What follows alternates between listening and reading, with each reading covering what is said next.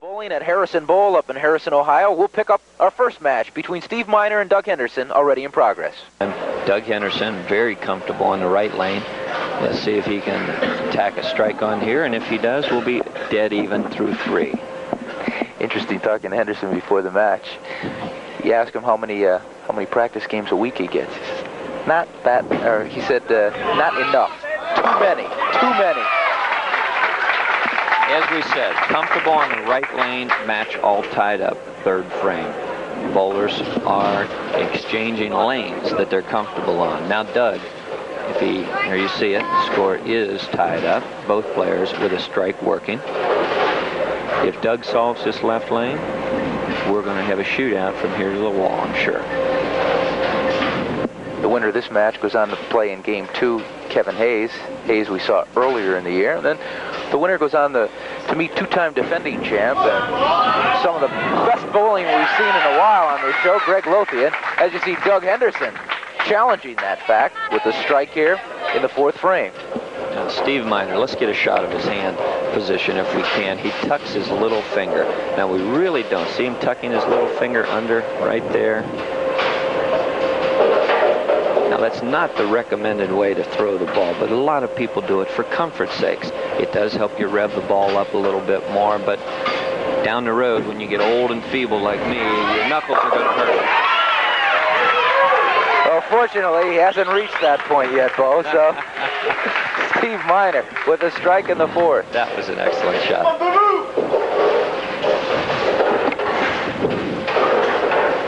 Bo, they're already qualifying for next week over in Durban, in the Hoosier state of Lawrenceburg, correct. Indiana. We're at Durban Bowl. We have 1:30, 3, and 4 o'clock shifts left today. As soon as Steve Miner throws this ball, you can give us an update on the scoreboard over there. Left lane. Does he like it? I think so. Oh, yes, and why not? A good mix on all the pins for Steve Miner. Let's take a look at it here if we can. This is an absolutely fantastic shot. There you see him splitting the 15th board or 3rd arrow, flushly in the hole, 1-3, every pin doing its job, 10 pins in the pit. Steve Miner is throwing up a challenge to Doug. And it's interesting because Doug Henderson never seen the lights or the cameras of TV, starting to stay with Steve. Steve, as we mentioned, 5-year absence from the TV King, but back, and neither of them are showing any type of buckling to the television pressure. Here's Doug Henderson in the 5th frame, right on the money. Fantastic. We saw Steve's shot. Let's take a look at Doug's shot. It is phenomenal. Same deal, splitting his target, playing the same place of the lane. He's playing about the 14th board. Now watch this ball. Run right through there, no deflection whatsoever, crushing the 5-pin, the 6-pin going to the wall, slapping the 10 out. That's what you want to see. Henderson working on a 3-bagger. Our players are tied to the pin. 5th frame. There you go. Wow. Getting a lot of work on those pins, both bowlers. Absolutely phenomenal. It's like 2 heavyweights standing in the middle of the ring, exchanging shots. Slugging it out. Steve Miner. 3 straight for Miner, going into the 6th frame. He is on 3 right now. Very potential, make it 4 right here. Let's take a look. The light shaker did not quite do it. Now, a lot of people at home say, well, what happened? The ball deflected too much to the right. It's something that happens when you don't quite release it properly. Now watch the ball jump to the right here after it hits the head pin. See it? Just does not even touch the 5-pin. The head pin actually takes it out coming off the wall. He's fortunate he didn't have a split time. Head pin was about a ½ inch closer. It would have knocked out the 7. Yeah. And he would have had a strike. Yeah. No break, though. An errant shot. As Steve Miner takes out the 7-pin spare. Bo, we were mentioning we have a leaderboard over at Durban Bowl, and I think you know some of the people on there. Yes, it's really neat. Chris Trenkamp is leading the board right now with 695. Our husband-wife team, Dale Hafley, is now on the leaderboard with a 693. And my husband, Lou Hudepohl, again, 684. 609's cashing for the men. And as I alluded to, Joanne Hafley is the queen as of right now. Good. And this, of course, all afternoon, they'll be qualifying even more. We'll see if those leads stand up. Steve Miner with a strike in the 7th frame. Right back on the track, as you indicated, Tom. Threw one bad shot, got away with a split. Could have been a strike. That's a good news, bad news scenario. But as it is, he's back on the track in the 7th frame with a perfect strike. Doug Henderson rolled a 684 last week in qualifying here at Harrison Bowl. And this week, as we mentioned, remarkable. I still, Dave, having bowled on TV before, you know what the pressure's like. And we're seeing a guy who's just not buckling at all to the pressure today. Well, that's the key to it, Tom. Bowling is the greatest sport in the world as far as I'm concerned. Of course, I'm a little prejudiced, right?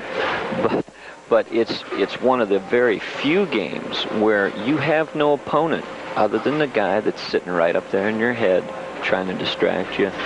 You are the player. You have to make it happen. Outside things like camera lights and people should not affect you. Right on the money. Right on the money. Six bagger. Let's take a look at it. Absolutely perfect. One more time. Let's look at his reaction too. Does he like it? You bet he does. Right side of the screen, perfection. Left side of the screen, perfection. It is great. What bowling we've had this year so far. It's been super. It's been coming your way every week on Channel 5. Hudepohl TV King of Bowling. You know, our average right now is 216. So that's showing that the bowling is climbing every week. Started out about 210, 212, 214 last week, 216 this week, and Steve Miner is doing his part. The situation is this, Tommy. Right now, we have a 21-pin advantage going to Doug Henderson. Steve Miner can cut that by 10 more if he can strike right here. 21, he can cut it to 11 with a strike in the all-important 9th frame.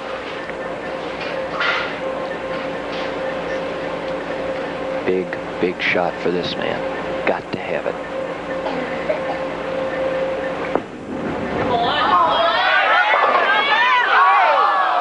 Unbelievable. 7-pin. Had ideas of going down.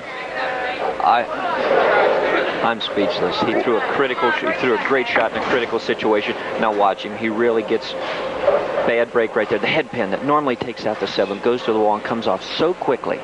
It misses a 7. Steve Miner, in a critical situation, performs but does not get the results. Now watch that all too critical spare game that you mentioned, Dave. I would imagine that you're looking at almost a ½ inch down there when you have to make a spare this critical in the match.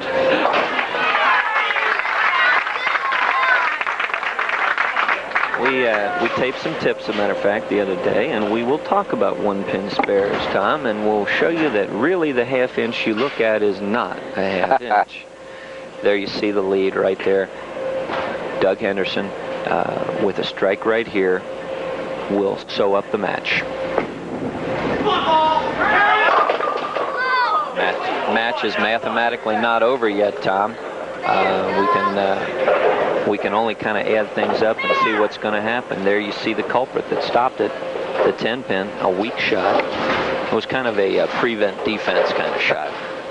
He didn't want to open. He's enjoying a 21-pin lead right now, going into the 10th frame. He'll take it. The hands went up. He was glad to have it. I guess so long as some part of the ball catches the pin. But we have some of the sponsors from Hudepohl here today, as usual. If it weren't for the sponsors, we wouldn't be here, and we do appreciate their support.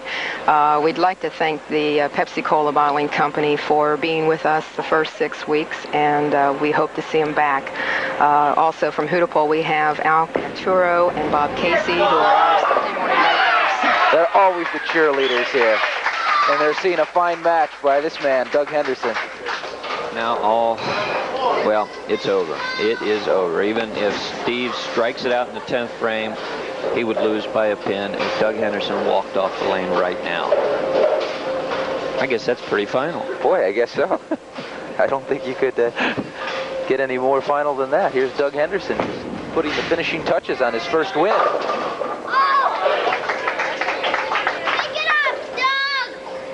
Steve. Sounds like Doug's got his own private cheering section here. That's right. One of them a little on the young side, but that's what's great about this game. You know, young and old alike. My little girl's 5 years old, and she's not thrown, but pushed a ball down the lane already. But there are leagues for youngsters. As a matter of fact, there's a few of them around town. Bo, you might be able to allude to them, where they actually put carpet.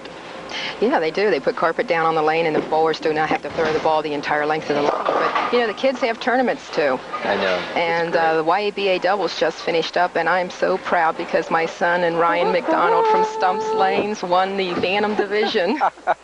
Little drum roll. Starting them out young. Super shooting. He's been bowling since he's 4, and he's 9 now. Wow.